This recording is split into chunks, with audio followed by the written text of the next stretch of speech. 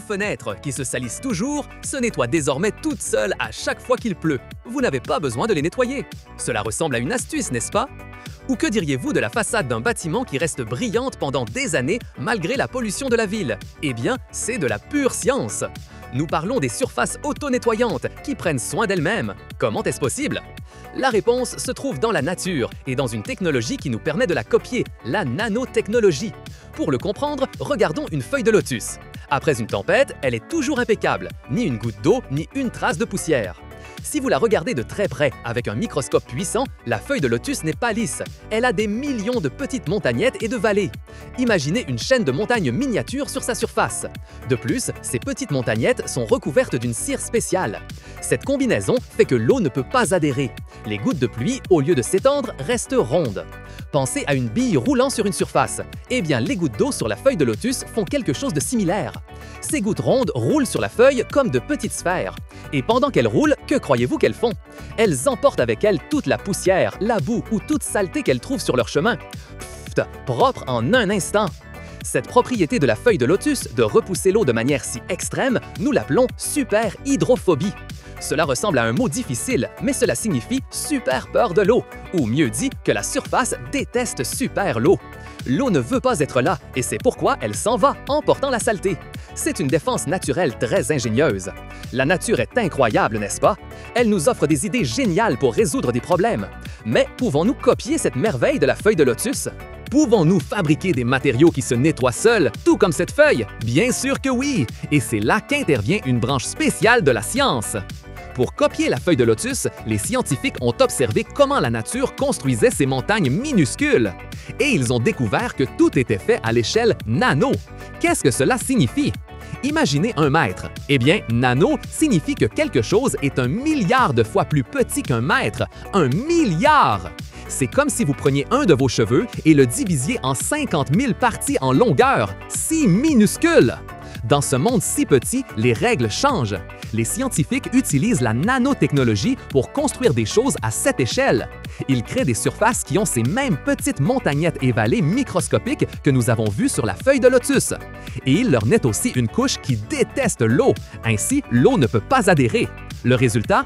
Des peintures pour automobiles, des sprays pour vêtements ou même des revêtements pour fenêtres qui imitent parfaitement la feuille de lotus. Quand il pleut, l'eau forme des gouttelettes qui roulent et emportent la saleté. C'est la magie de la science appliquée. Vous n'avez plus à laver votre voiture aussi souvent, ni à vous inquiéter autant pour une tache sur votre chemise. Génial, n'est-ce pas? Mais que se passe-t-il si la saleté est très collante ou s'il ne pleut tout simplement pas? La feuille de lotus ne fait que repousser la saleté. Nous avons besoin de quelque chose de plus. Et si je vous disais qu'il existe une autre façon de nettoyer les surfaces en utilisant seulement la lumière? Une autre star de l'auto-nettoyage entre en scène, le dioxyde de titane. Ne vous effrayez pas avec le nom. C'est une poudre blanche utilisée dans de nombreuses choses, comme dans les écrans solaires ou la peinture. Mais il a un secret incroyable. Lorsque la lumière du soleil le touche, il s'active.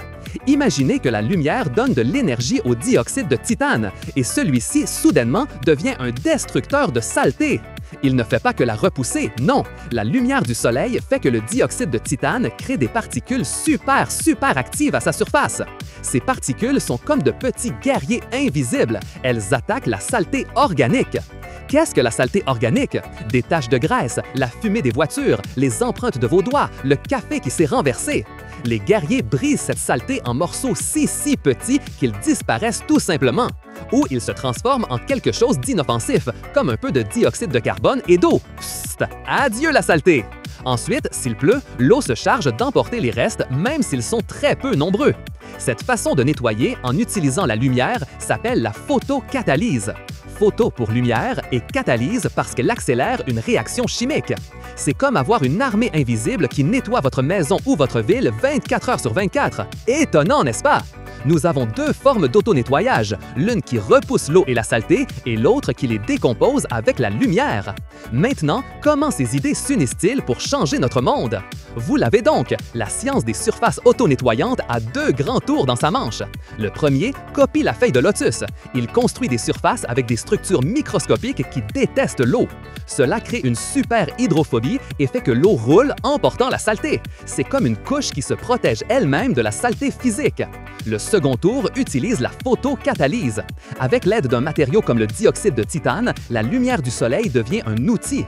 Cet outil brise la saleté en morceaux minuscules, la faisant disparaître ou la rendant très facile à enlever.